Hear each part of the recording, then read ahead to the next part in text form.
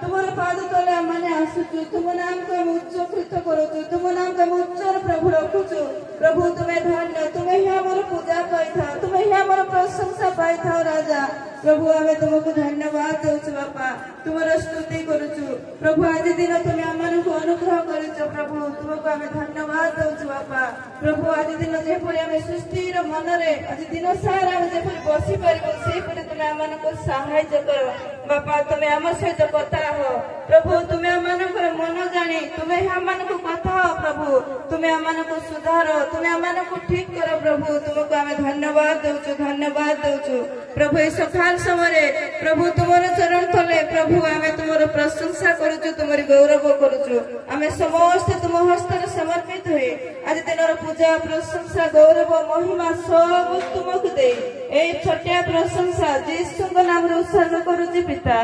आमेन।